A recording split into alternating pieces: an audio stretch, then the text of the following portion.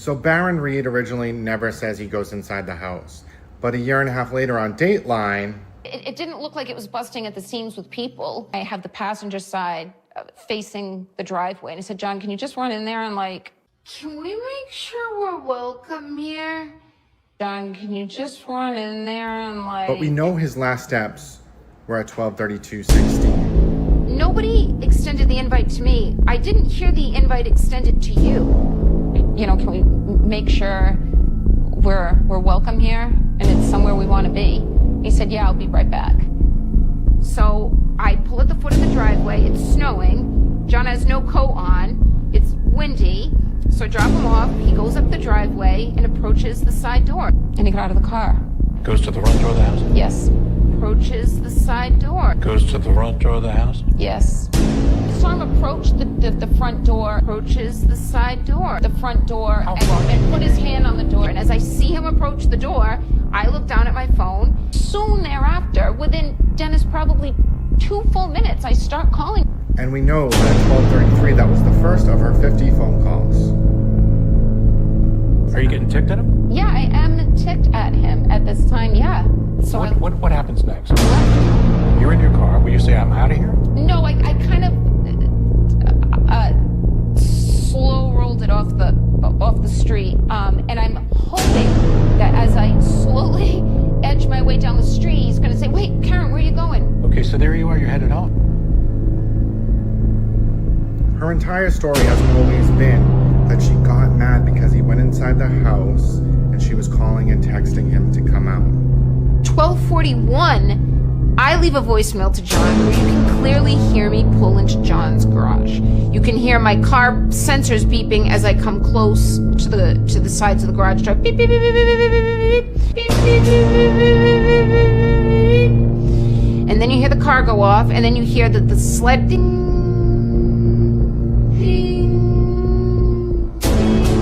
As I open the door, shut the door, I had high heels on that night. You hear me walk in, in through the stairs up into the kitchen, shut the door, and you hear me walk into the kitchen. It's like a full minute long.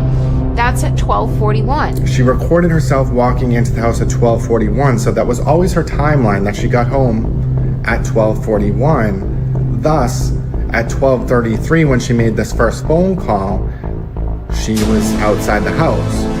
At 12:34, when she made the second phone call, she was outside the house. The problem is, she connected to Wi-Fi at 12:36, so 0 phone calls were made while she was outside that house. So he gets out of her car, takes a few steps, and stops moving permanently. Within a minute, she starts calling incessantly as she's speeding back to Meadows. It was howling wind. I had YouTube blasting on the stereo, and I thought, did he somehow try to flag me down, which was the reaction I was hoping to garner as I slowly pulled away from the house. Did he come out and maybe trip or bend over to pick up his cell phone, and I ran over his foot, and then he passed out drunk? I mean, I didn't think I hit him, but could I have clipped him? He didn't look mortally wounded as far as I could see, but could I have done something that knocked him out and in drunkenness and in the cold didn't come to again? And this would have been the moment you dropped him off at the party. Yeah, would have had to have been. Could I have hit him? Did I hit him?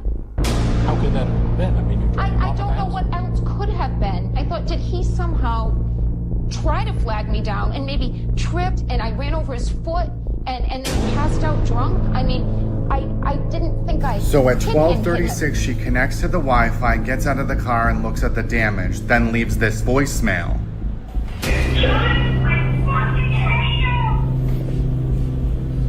Completely normal, right?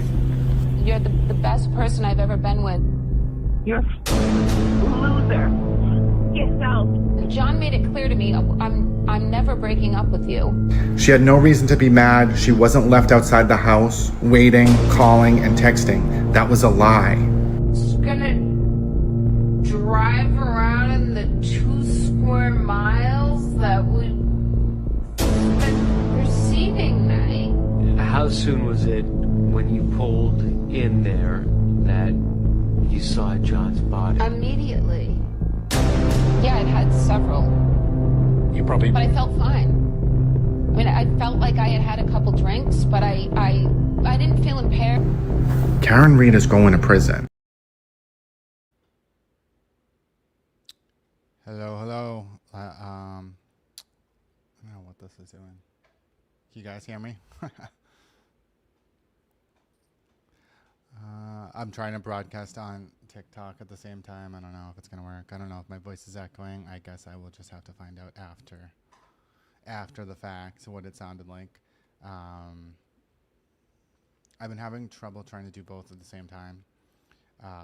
But I think, so last night I tried to do TikTok to YouTube and it came out terrible. It's weird. It's like delayed. I think it might just be the app. But I think the TikTok chats are interesting because people pop in and out and you have like interesting conversations with Free Karen Reed people.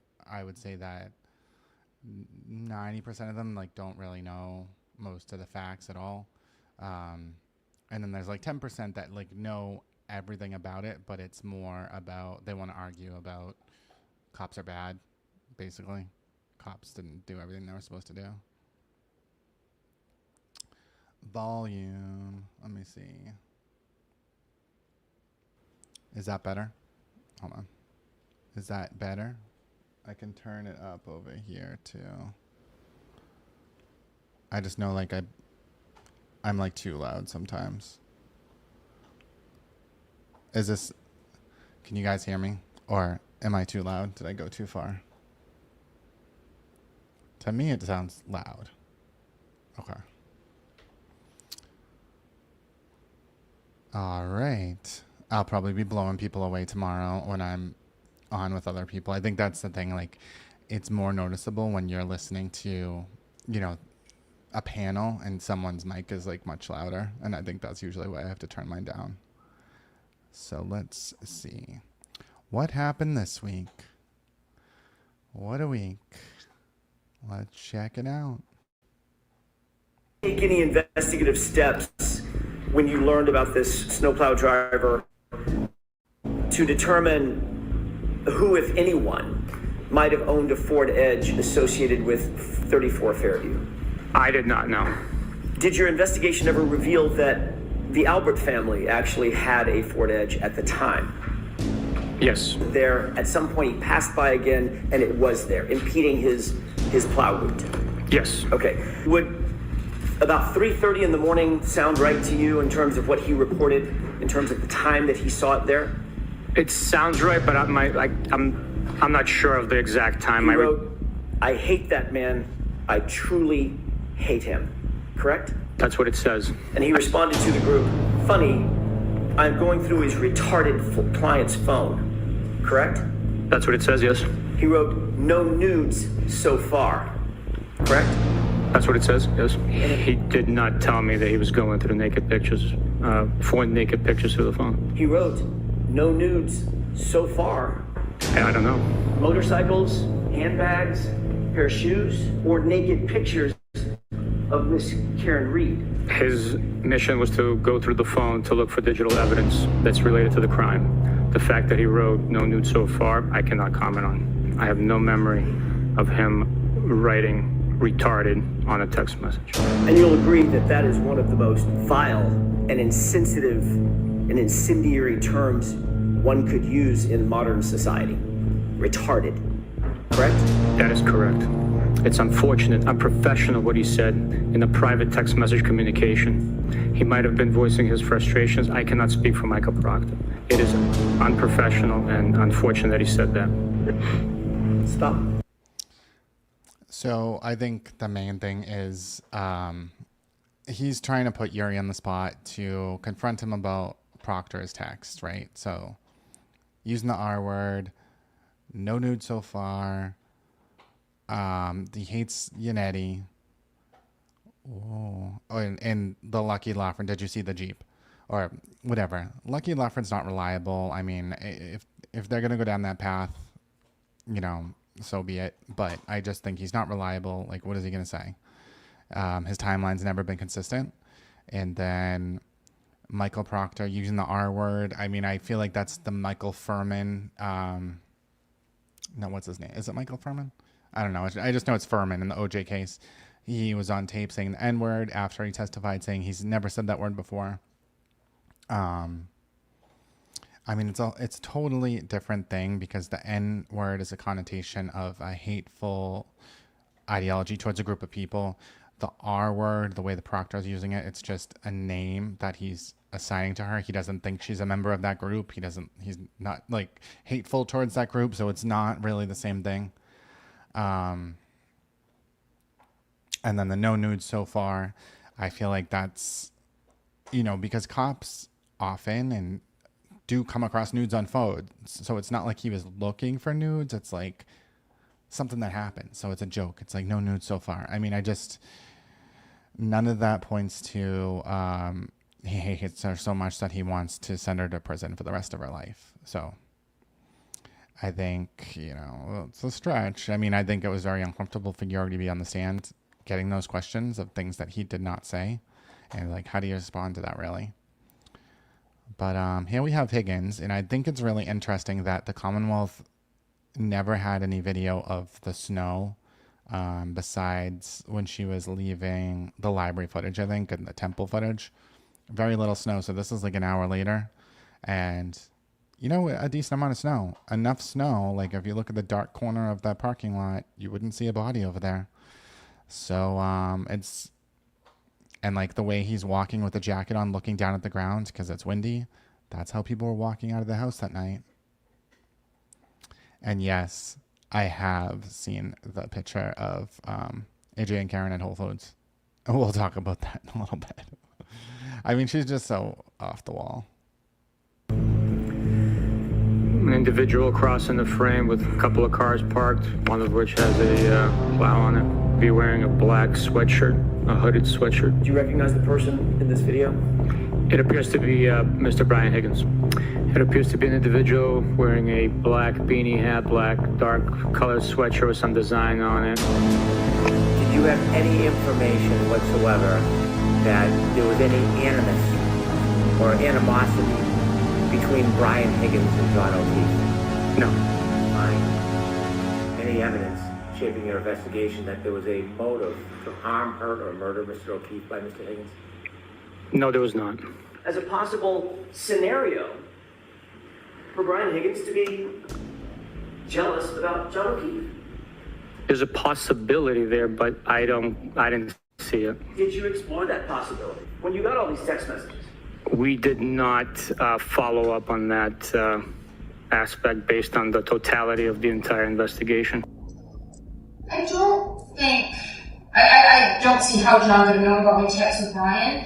And I'm not sure if he knew he would have reacted very strongly. I think we would have broken up, but I don't think John would have lost it and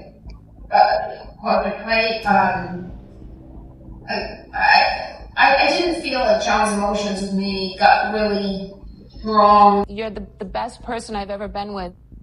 You're a loser. Get out.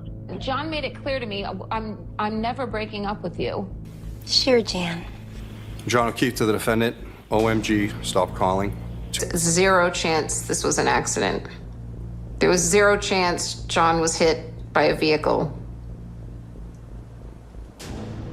This is. I find it just amazing. I mean, the thing is, the defense is so unhinged. The way that they're blaming Brian Higgins now.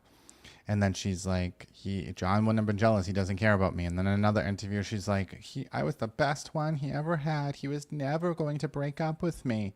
But we saw his texts. He was kicking your ass out.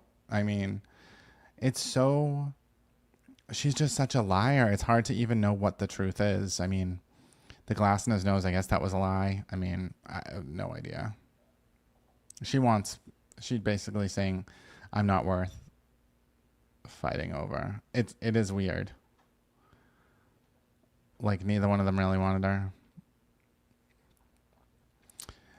Aruba, it has been approved that Aruba can come in. She made that ruling, but who knows? I mean, I think that Hank really hasn't touched, he He hasn't touched anything that she did the next morning, so her driving around towards Fairview potentially, I don't know if he's going to touch it. I don't remember. I don't think he said anything about that in his opening statement. It might be a surprise towards the end. I mean, the walls are closing in. I mean, maybe he'll leave it out. I think if he leaves that out, though, then he's leaving murder off the table. Like, he's just going to go for manslaughter. I don't know if Aruba will come in. But, you know, we haven't heard from her phone either. Like, her calling her parents. I think he said it in the opening. I can't remember. I think he did. So there's going to be a part where we're talking about whatever's on her phone, what she did that morning, what she did that night. And that might be sealing the deal. Like, right now, I don't know what order he'll go in. But, you know, we're doing the forensic stuff. Then he's going to hone in on what exactly happens, because I think at this point he's proven that she was drunk. She operated the vehicle, and his phone shows that he got out of her car and went down within 1 minute and never moved again, and started getting colder and colder and colder. So I think he needs to probably he's going to bring Fulmati in, I would think, and Tully. I think those two are the ones that were kind of in charge. Fulmati was in charge of the ambulance, the first responders, and Tully was in charge of the state police. And so they will be towards the end, I would think. The prosecution never got Karen Reed's dad's phone. She denied it, and she told him why. I don't think he ever refiled it. I think he was kind of playing a game with, you know, I can get dirty too with them. I don't know if he was really trying to go at it or what, but the father seems like he wants to be called. He's like, I hope he calls me. I'm on the list. Ho, ho, ho, ho. Oh. Right after the SUV has been driven in from the flatbed after having been seized in Dighton, correct? Yes. This video is backward, correct? Yes, it is a mirror image of what is actually taking place as recorded by the camera. Had anybody in that home ever mentioned the idea of whether or not John O'Keefe went into 34 Fairview that night? No. Are you aware of whether or not there's evidence that John O'Keefe, the phone describes John O'Keefe's phone taking 36 steps, covering a distance of about 84 feet at 12:32 and 16 seconds on the morning of January 29th, 2022. Objection. Can you answer that? Are you aware of that? I am not, Your Honor. Okay, The answer was? No, I'm not aware of that. I found that interesting that he didn't know about the 36 steps. But I guess that would be more on the prosecutor. It would be once it got to the DA, that's when they kind of did that further investigation. Whereas the state police were done once the indictment was out, most likely. They still probably would work together a little bit, but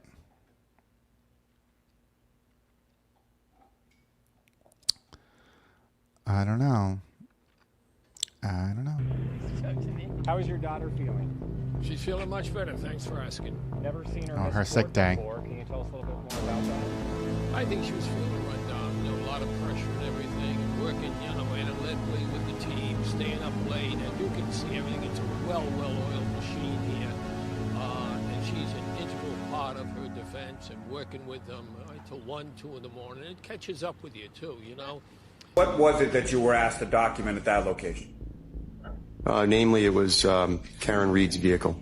I was also asked to process the front right passenger compartment of the vehicle for friction ridge impressions.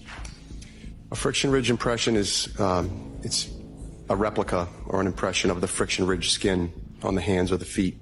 What makes it unique and significant to policing is that that friction ridge skin has unique patterns. They're formed through ridges and furrows or hills and valleys, and they're unique to every individual.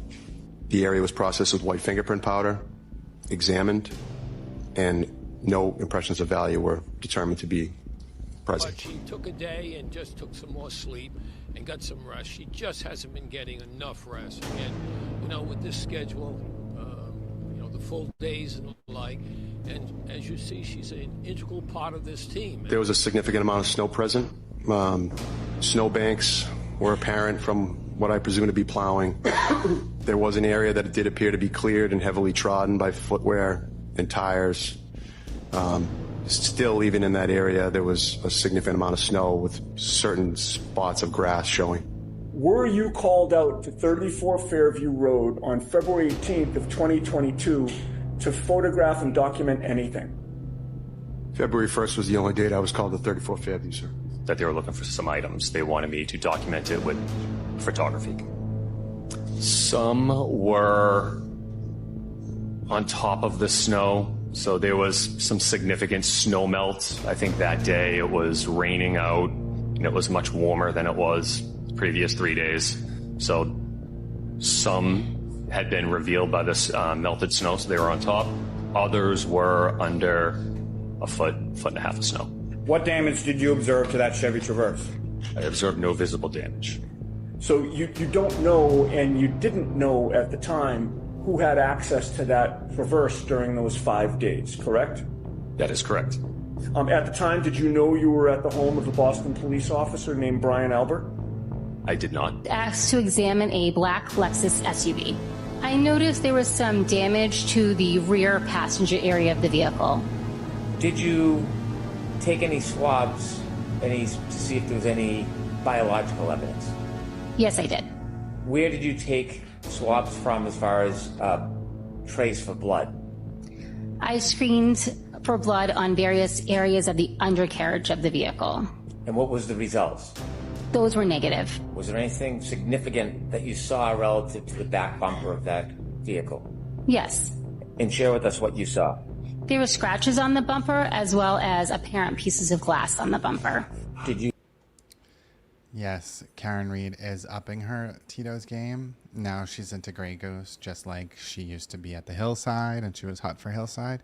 Now she's at the Omni, the Seaport bars, because taking advantage of the poorly educated has really upped her value. And just make sure you don't eat a large pizza. Just get a small and give Karen Reed the extra $2 because she needs that Grey Goose. Please. Do you have any interest in maintaining that piece of evidence? Yes, I did. What did you want to do? I wanted to collect the entire taillight housing. Did you attempt to remove that entire unit yourself? I did. Were you successful? No, I was not. So what did you do? A Canton police officer that was in the Sally Port at the time offered to help disconnect it with some tools that he had. Someone helped her. It's a cover-up. It's definitely a cover-up. Canton PD touched that taillight housing. I mean, you gotta throw that evidence out, right? I mean, come on now. Well, I mean, she does have MS, as you all know, and so anything that, you know, wears on that ability to maintain your health and maintain your strength is. I did a general debris collection. Maintaining your health and your strength involves a bottle of Grey Goose a day. Didn't you know? That is the new treatment for MS. Karen Reed is going to start a wellness site if she doesn't go to prison, and it's going to be about how you can treat autoimmune diseases with straight vodka.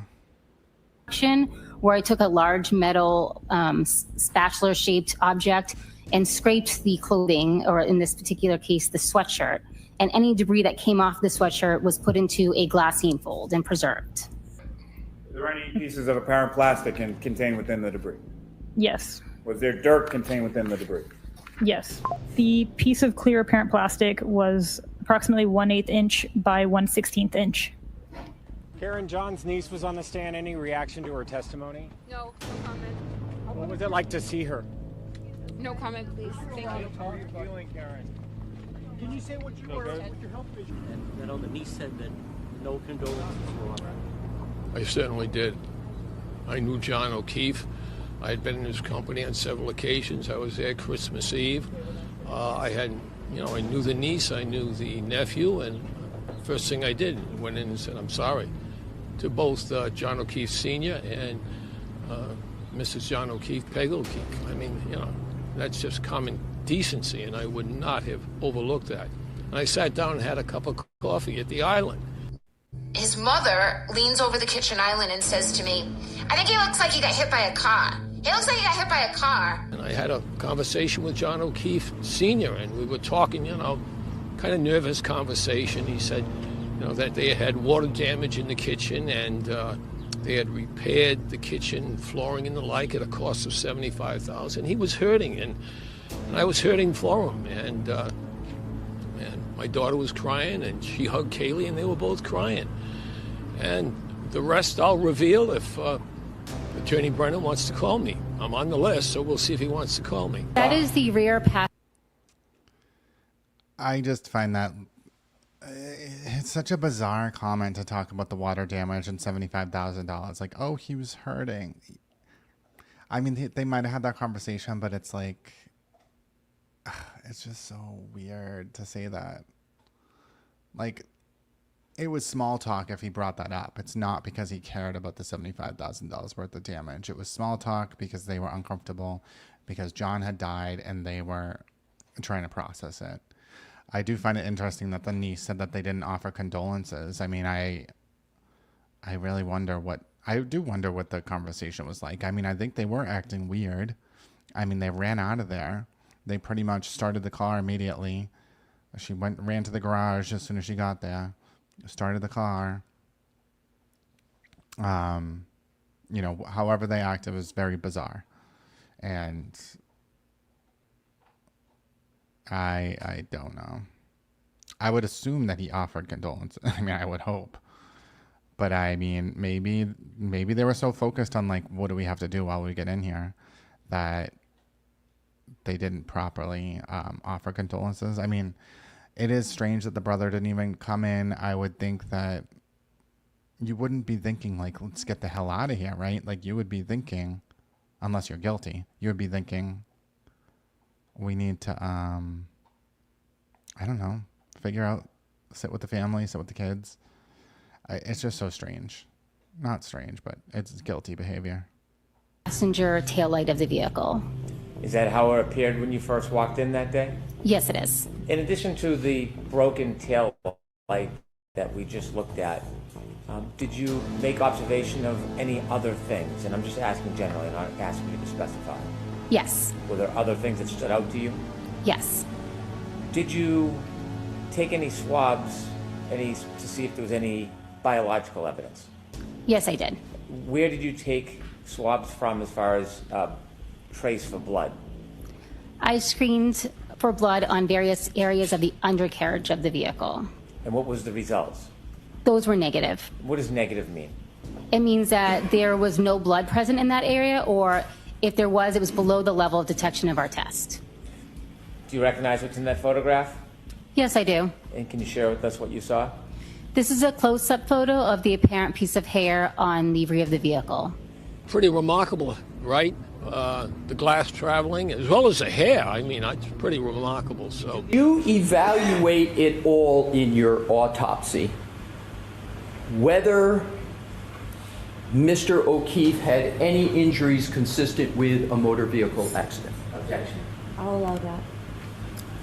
Yes, I did examine his lower extremities. That is protocol in any case of suspected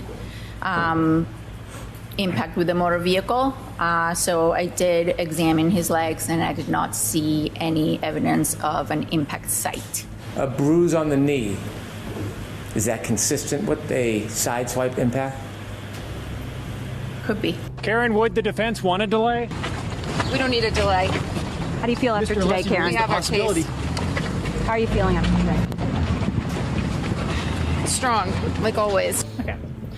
So submission 7, all the items that are 7-, was submitted by Trooper Michael Proctor.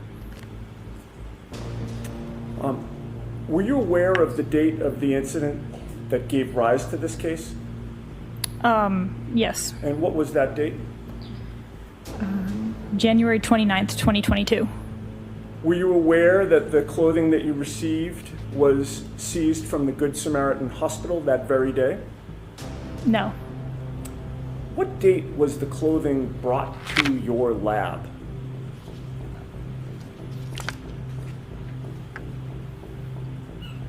March 14th, 2022.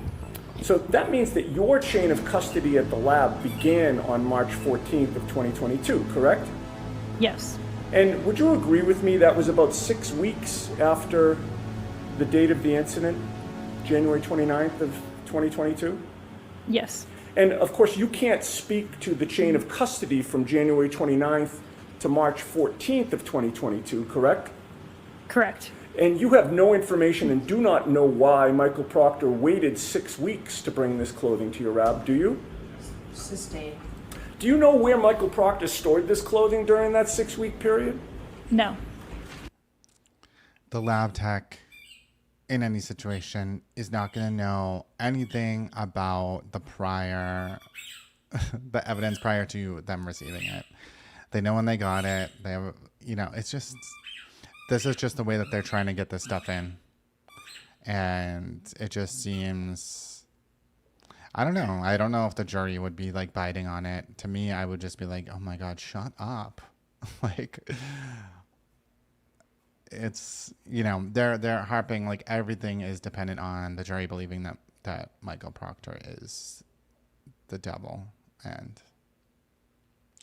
that's why it's almost like, should he just bring him in? Because I don't think that he came off that way at all. I don't think he came off as someone that would care or that would have the motive to do any of this. Do you know how often he was alone with access to the clothing during that 6-week period? Do you know if he had access to pieces of red or clear taillight during that 6-week period? Objection, strike out. Sustained. Move on, Mr. Manning. Cannot vouch for how the clothing or taillight pieces were handled before they got to your lab, correct? I cannot. The DNA profile was interpreted as a mixture of 3 contributors, including male DNA. And the DNA profile from this item is at least 510 non-alien times more likely if it originated from John O'Keefe and 2 unknown individuals than if it originated from 3 unknown, unrelated individuals. This provides support for an inclusion. A non-alien is a 1 followed by 30 zeros. We have been clear from the beginning at the time in which the infotainment system shows that there was a collision. We've been clear. And the data has been clear. That has never changed. That data in the telestream system is based on a clock in the Lexus, which both sides know full well is different than a clock in an iPhone. We have never suggested there was not a variance in this case. In fact, we have highlighted the variance. When their expert, Mr. DeSorga, provided a report, we believed that his analysis was wrong. And so we looked at the variance and the data that was available from the telestream system and John O'Keefe's Waze data that was on his phone that was always available to all of the experts in both sides. And when Mr. Burgess looked at the variance at the time of a 3-point turn about 7 minutes before the collision, he simply matched the Waze information on Mr. O'Keefe's phone to that of the information from the telestream and saw that it was a 21 to 29 second variance. All that data was available to the defense because their expert made an improper conclusion is not our fault. The desperation from the Karen Reed camp is palpable. All of a sudden it's like, oh, they changed their timeline. They changed their timeline. The timeline has never changed since we saw John O'Keefe's last steps 3 years ago. 12/32/16. And that's never changed. The Lexus black box data in the first trial, we did not have timestamps. We just had a key cycle. We had the 3-point turn. They matched it to the Waze. But now it seems like we have timestamps. So they can't argue that, oh, that rapid backup happened when they were testing it or when they were putting it on the tow truck. They can't say that happened now because there are timestamps. In Hank's opening statement, he said there is a 30-second variance. We'll also have the information from the defendant's Lexus black clocks. The clocks run differently. There's a 30-second variance, but it's right in the heart of that time. It's between the time on the iPhone and the time on the Lexus TechStream data. So the timeline has not changed, but that variance in time has now been explained by Dr. Disorda, whoever the hell that is. However, Karen Reed's story certainly has. Have y'all noticed that? Did you see John go in the house? I did. You saw him go in the house? I saw John go in the house. Can you describe him going into the house? Which door and how and when? No, I have, though, and I'm sure the prosecution will play it. He goes up the driveway and approaches the side door. And he got out of the car. Goes to the front door of the house? Yes. Approaches the side door. Goes to the front door of the house? Yes. I saw him approach the front door, approaches the side door, the front door, and put his hand on the door. And as I see him approach the door, I look down at my phone. Soon thereafter, within, Dennis, probably 2 full minutes, I start calling him. Are you getting ticked at him? Yeah, I am ticked at him. I mean, she said that she pulled up, he went inside, and she was calling and texting. She never called at all when she was outside that house. And Alan Jackson says they both got out of the car. Ultimately pulled up to the house. They got out of the SUV to make sure they had the right address. You see, neither John nor Karen had ever been to 34 Fairview. They weren't even sure they were the right address. Is it after she hits him, her door opens, and pulls a piece of glass out of his face? He didn't look mortally wounded.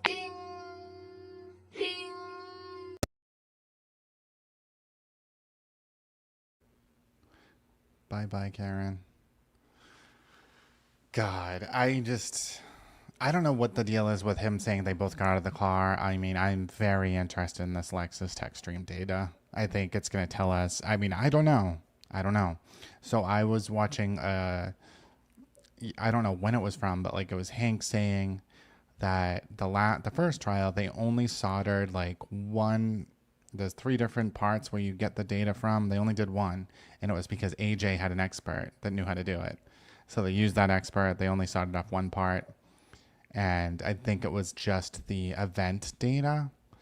But this time they had like 2 other sections where they could get more data from, and I think it's like detailed data. Like it's not just events, so it's maybe like, I don't know. I don't want to like get my hopes up that it's going to be like a slam dunk, but I don't know. It could be like the Murdoch trial where you know if someone's in the passenger seat because the car has a sensor to like tell the person to put their seatbelt on, where it would know when he got up, when their doors opened, it would know locations. Like I have no idea. Does anyone know how many clips are left? I believe in the beginning he said there was something like 40, and I think we're in like 20 something, 21. So I don't know. There wasn't that many clips this week.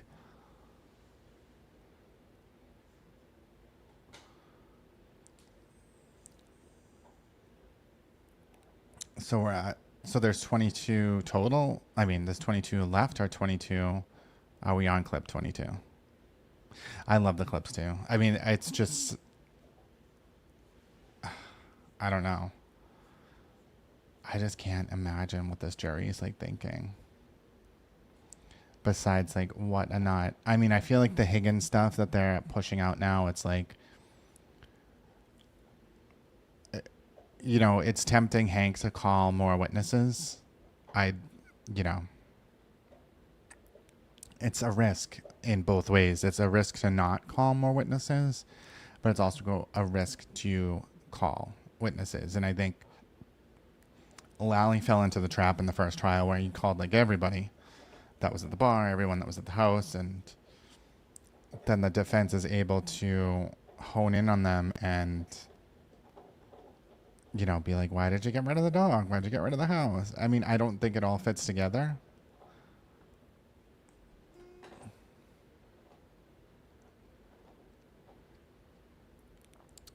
I thought the defense expert did the chip off, but the data was corrupted and not usable. But now they did a chip on to get the info. I don't even understand what the chip off, chip on crap means, to be honest. But I did hear, I thought it was like early on, they said it was unusable in the first trial. So whatever it was, they couldn't get the data, and then towards the close to like this first trial, they did something else and got some data, but not all. And so now they have a lot of data. It's like mind-boggling how Karen Reed's defense team has been able to, I don't know, like the missing ring videos. There's just a lot of stuff that seemed to, you know, the feds really help her. And it's like, how is she, like, is the prosecution falling for this stuff for the defense? Like, I just don't understand at all. I mean, she's the most privileged defendant I've ever seen. I mean, imagine if every defendant got the same stuff where you get to have the feds get everyone's text messages and crap that you can use, your lead investigator's personal text messages that you can use in your trial, and you have the feds come in and dig through all the evidence, look at all the different things, try to come up with a different theory. I mean, it's just unbelievable. I mean, even ARCA, it's going to be interesting to see what they come up with. I mean, they're going to have all the data this time and still come up with an alternative to what happened.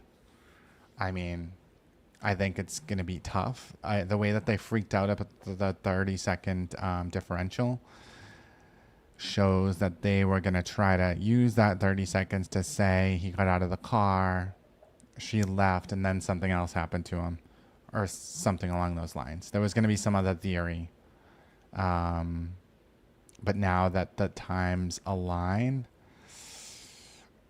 the noose is tightened, and I don't know. It really shouldn't make a difference because he always had said there was a 30-second variance, but now he just has proof to demonstrate like what that variance exactly is. Hank said they did 12 additional experiments. God. I mean, it's going to be garbage in, garbage out experiments. It's going to be funny. I mean, they're going to find stuff where people are just going to repeat the nonsense and be like, oh, well, they came to this conclusion because, I don't know. It's going to be exhausting.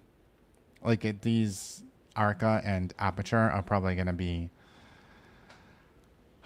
they're going to be interesting. It depends on, like, if they're just talking, if they show.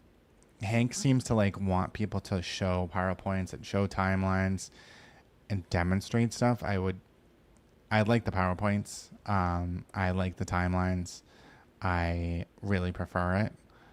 I think it's a lot easier. Like, they testify to the details first, and then they go through a timeline that shows this is exactly like a more simplified version. I love that. I really love it. I mean, that's how I like work, like in my regular life. I think that's like a very straightforward way to show, like to summarize the experts. I think it said 22 to 29 seconds, which I don't understand why there's a differential. I guess it's because, I mean, I don't even know. How are they gonna, I don't know how they found it, to be honest. Because I know, like, before, it was in the first trial, we didn't have timestamps, but they matched it up to the 3-point turn on Cedar Crest, because you could see it on his location data when that happened. And that's how they matched it up. And that's how they knew, you know, whatever it is, 7.5, 8 minutes later, that something happened. But now they have timestamps, and I still feel like then you still have the same data, and you still would be able to see, oh, well, it's doing a 3-point turn at 20 seconds later, and the Waze is saying it 20 seconds earlier. You still would have that, but maybe whatever the defense expert presented was like a very clear way to show that. I don't really know. It would be nice if we could get some stuff from the Signal app. I doubt that that's going to happen, though. Let's see if I can see this. Oh, what is this?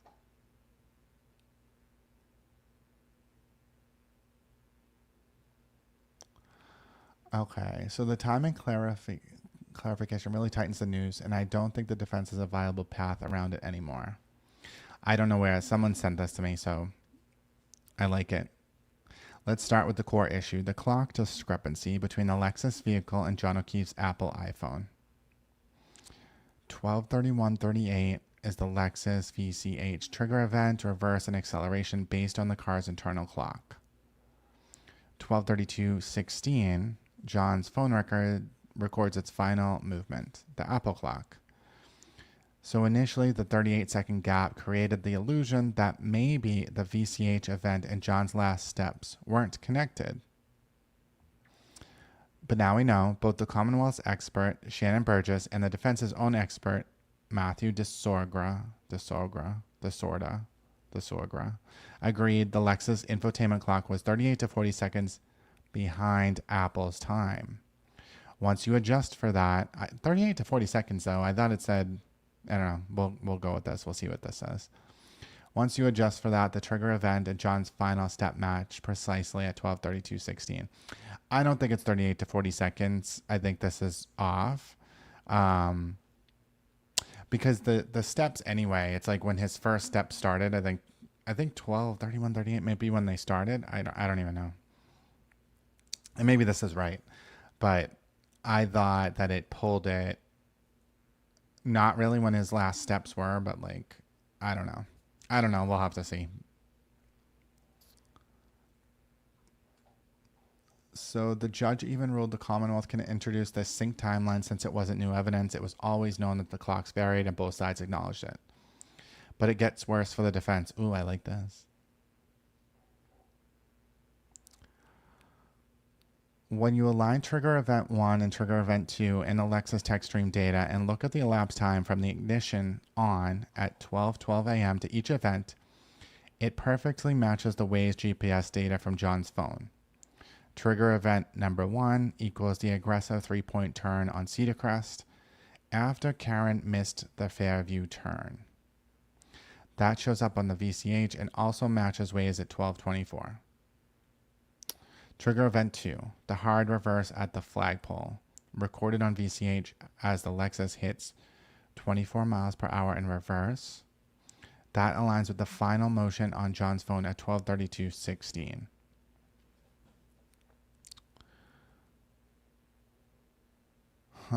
So it's not.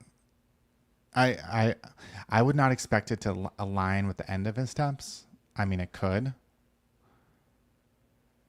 I would expect it to be before, and that's why the 38 to 40 seconds, like I thought he said 22 to 29. So I think it lands in the middle of the steps, not at the very end. But I could be wrong. And let's see, there's another page of this.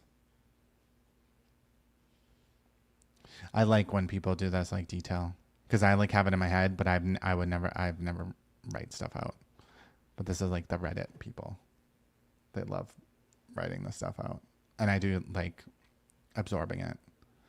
So the elapsed time between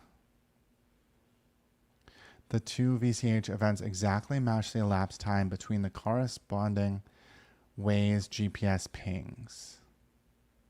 That's critical. It proves that we're looking at the same trip, same ignition cycle, same exact timeline, corroborated across 3 independent digital sources: Lexus text stream, John's Apple iPhone, and the Waze GPS logs. There's no wiggle room left. The vehicle event data, the phone's sensor logs, and the app level GPS timestamps all point to the same exact story. Karen and John were together from 12:12 to 12:31. At 12:32:16, Karen floored it in reverse. I don't think that this is right, though. I mean, I think this is still, I think this is pushing it too much at the same time. But I could be wrong. John's phone stops moving. His battery temp drops. He's left in the cold. His body is found in the exact location of the reverse impact.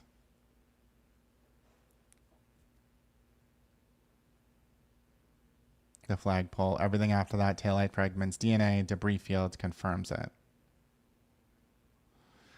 This isn't a circumstantial case anymore. It's a digitally time-stamped chain of evidence that places only 2 people at the scene, and only one of them survived. Karen Reed wasn't framed. She just got caught by her own data.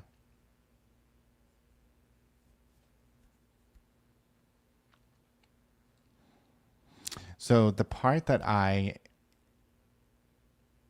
can't remember when his steps started, but I know 12:32:16 is the end of his steps. And I mean, it could be the end of his steps when I would expect it to fall before the end of his steps, though. It could be at the very end of his steps, though. I mean, that's, if it falls in the same second, like, that's shocking.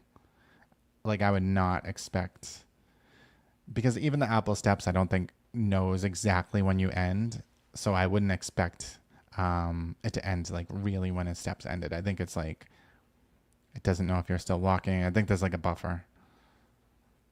But I mean, if it is down to the second like this, like that is, she's so screwed.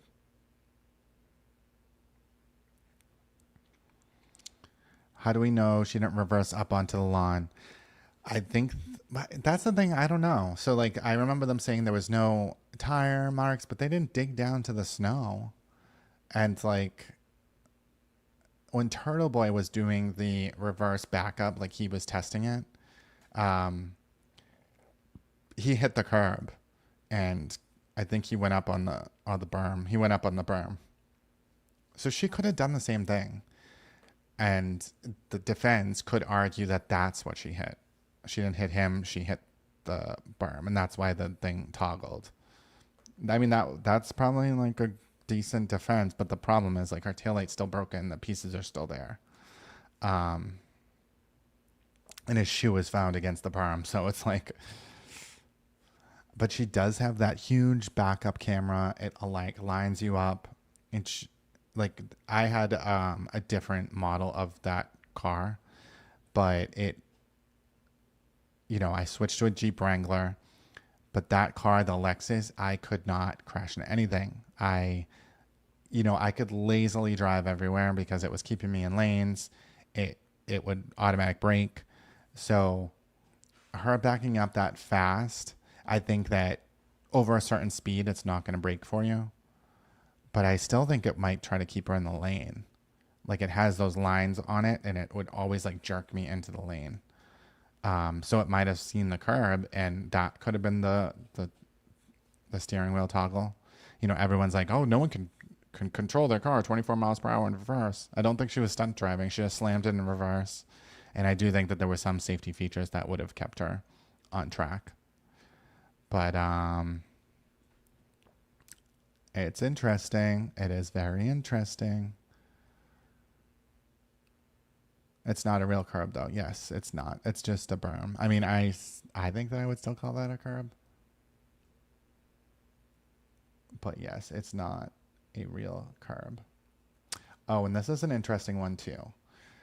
So people are always saying that Jen McCabe, her timeline is the reason for everyone thinking it was at 12:45 or something.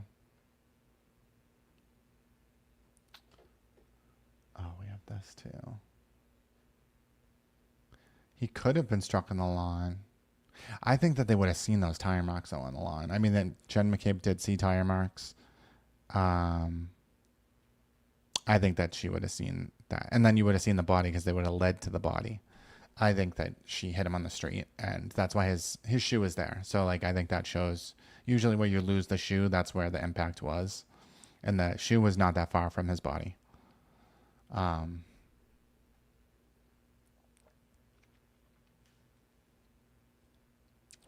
The footage of Karen freaking out at the end of the day, I do have that. This is Karen. You know, she's not getting enough sleep. She had to take a day off from court last week because she's just so tired. So AJ took her to go get bottles of vodka because that always helps. That helps your body, like, not be tired. God, these people.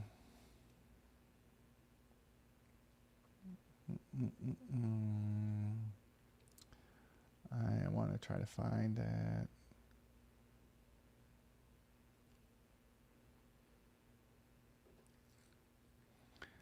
She does think she's going to get it. She is not even concerned. Her mother is like all smiles too. Like her mother is like cracked out.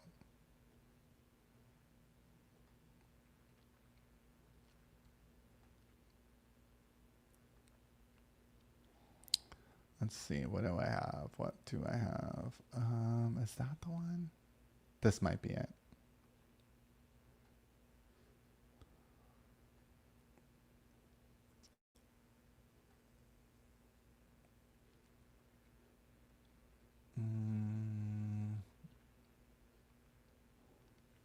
Lying information here. You've done fulsome cross-examinations. I have every confidence you can do it here again. But if after the direct you demonstrate that you need further time, I'll certainly hear you on that. And more importantly, perhaps, if you feel that the testimony of Jen McCabe and the others that you've mentioned is critical and that you need to recall them, I'll hear you on that as well. So regarding Dr. Welcher, as my understanding. Yep, that was her little temper tantrum pointing around. It's 2 bottles of Grey Goose. Karen Reed is moving up in the world. She no longer goes to the hillside and drinks Tito's. She goes to the Omni and drinks Grey Goose. Get it right. Yeah, she's like, you get up there, Alessi, and shake that ass. What am I not paying you for, you pro bono bitch? So Karen was drunk in the seaport, and she was like taking oh, that 14-year-old yelled at me. She said, you're picking a fight with a 14-year-old. I'm not picking a fight with a 14-year-old. The girl that was her mother was like hanging out with Karen Reed at some restaurant.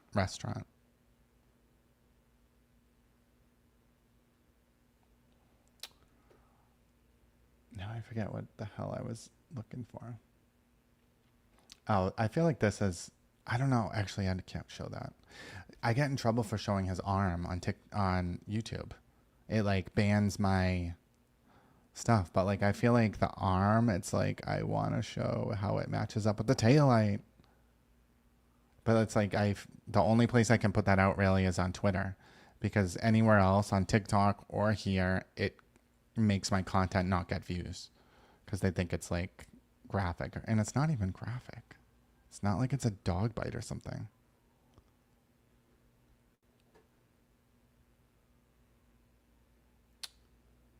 Oh, well, I can show it like this. I don't know if you can see it that well, though.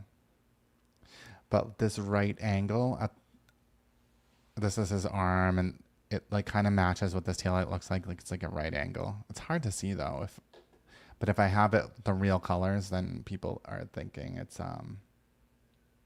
porn or something. I don't know.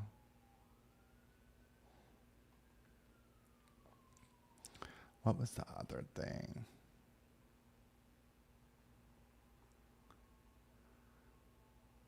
So we have Crazy Karen. Oh, the 14-year-old. I just can't believe she's out in bars like that during a murder trial for drinking and driving. I mean, maybe she wasn't drinking, but come on. She's drinking. Look her and AJ out there getting vodka. Like 2 bottles of vodka. Like they drink every night. It's insane.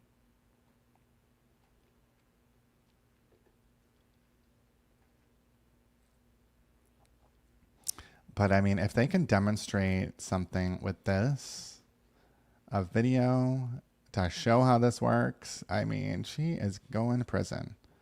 Because like those lines on that are going to keep her in the lane. I just wonder if he was trying to get out of the way or what.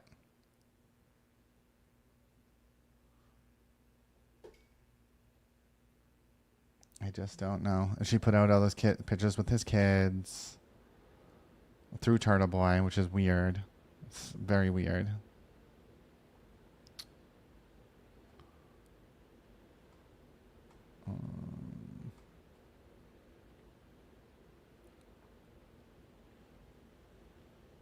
I feel like there was something.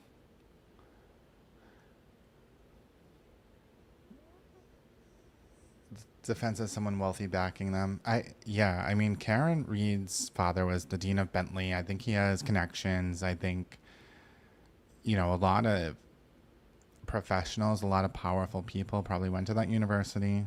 I think Josh Levy. I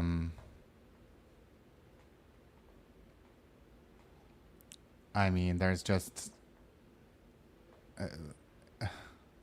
I mean, the average person, I think there's so many things in this case. So typically a drunk driving accident like this would result in a plea. And so if this was like a murder, like a real, like a stabbing or like, you know, a real murder, they would have treated it as such from the beginning. And taken the evidence a lot more seriously. But I think because it was like a drunken accident, or that's what they thought, it was, you know, that someone was going to plead out to, I think that that's where they got into trouble. And I think that drunk driving people that have committed manslaughter are probably looking at this like, damn, I should have fought it. Like, but it's like no one's going to have the means that she has, for the most part, the connections and the means to hire all these lawyers, to tell them up is down and down is up and confuse the jury and put out this PR campaign. I mean, it's insane.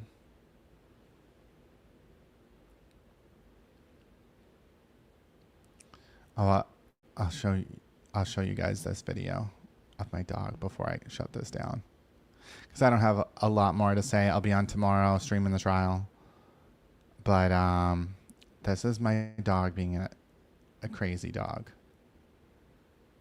Talking. He's very verbal. Give me that. Give me that.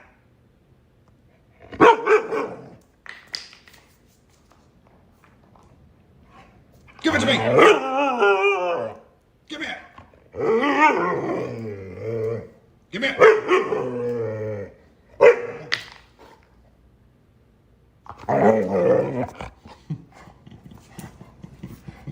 Give me it.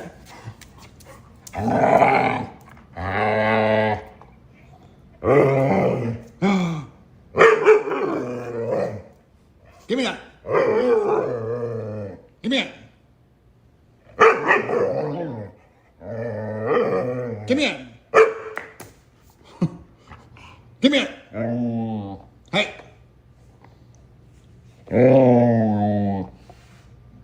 Give it. He's crazy. He's nuts. But I don't know. I don't know who's on the stand tomorrow. I think, you know, we could be doing more forensic stuff. I don't know. Is there more significant forensic stuff? I don't know. I mean, last time I think they had a bunch of people testify to DNA. I don't know if you need it. I think they just had this one guy do it all.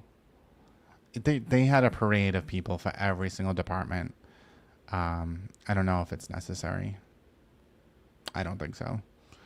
So, I don't know. I'm excited about Aperture. So, Hank said potentially by the end of next week, he'll have Aperture. I kind of think that if he can, don't do it. Wait till after the holiday, because I mean, I guess he could do it part and part, but I think you don't want that much time spent away from the idea of whatever the most powerful witness is going to be. So I would prefer not to do it before a holiday weekend. But I mean, there might be Ring, there might be the Aperture people. There's going to be Tully, I think, and Fulmati at some point. And the Aruba girls, maybe. They don't take that long. They don't have a lot to talk about. Aperture will seal the deal. I think it will be after the holiday weekend. Yeah, I think so. If he plans it right, it will be. But the way that he said possibly by the end of the week, I just feel like an expert like that needs to know in advance. So it sounds like he has them scheduled for the end of the week, but he might decide to push him out. Oh yeah, the neurosurgeon. The neurosurgeon could be... So I feel like he's saving like the most powerful one. So it's going to be Flamati is going to be the powerful one for the medics. He's going to remind the jury, she said it, this is what happened that morning. Tully is going to be the one that wraps all of the investigation up together. That's going to be like, including her phone, and what maybe that she was driving around. Have they shown the cameras of her going by the library? I can't even remember them for this trial. I remember them for the first trial, but the Canton Library, the temple, have they shown those videos yet? Because I feel like that's probably going to be, maybe that will just be part of Tully's testimony. The neurosurgeon is going to wrap up for the medical side of it, and then Aperture is going to wrap up for the accident side of it. And then the Aruba girls, I don't know where they'll fit in. But I like the civilian witnesses. I feel like the jury likes it too. Everyone said that when Kaylee was testifying, the niece, the jury really came alive and was really riveted by whatever she had to say. And so I think a lot of this trial is super boring, especially Alessi. So, I mean, I think the Aruba girls would be good to bring in to break up the technical side and to bring emotion back. I think Paul O'Keefe and Aaron O'Keefe were really good witnesses. I think that maybe they could be sprinkled in it too. So I'm trying to think if there's any other civilian witnesses that they would need. I don't think so. But yeah, I don't know. We'll see what happens. But hopefully, I mean, I think Hank is, trying to nail it down. And Karen Reed is out getting hammered. So we shall see. We shall see.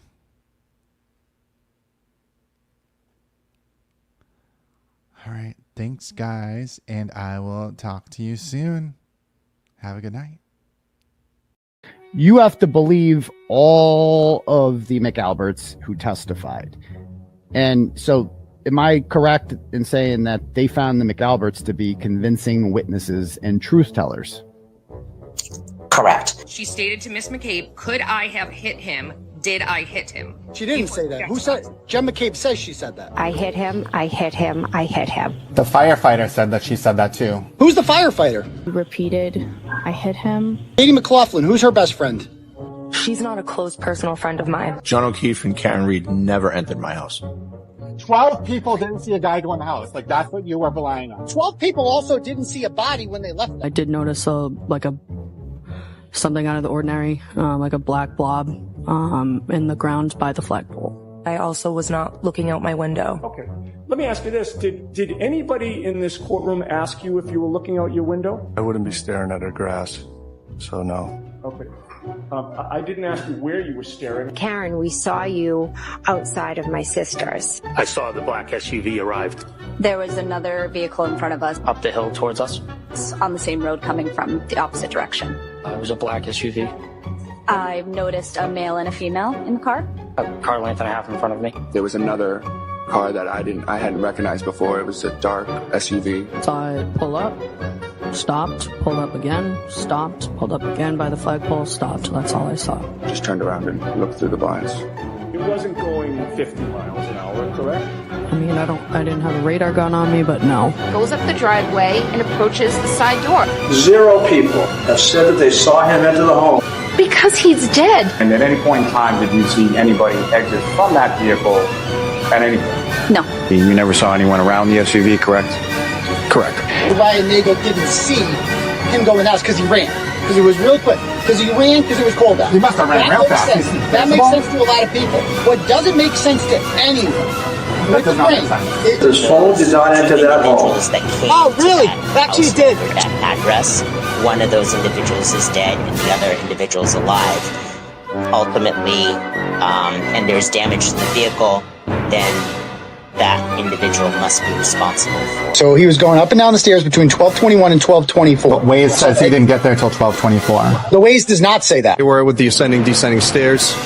What the defense presented was concrete evidence by the most highly credentialed people and experts in this country. There were also some puncture wounds in that shirt. No! I'm sorry, puncture wounds in the shirt? Puncture holes. Are you aware that Celebrite has had to modify their software based on misinterpretation of data, as you've done in this case?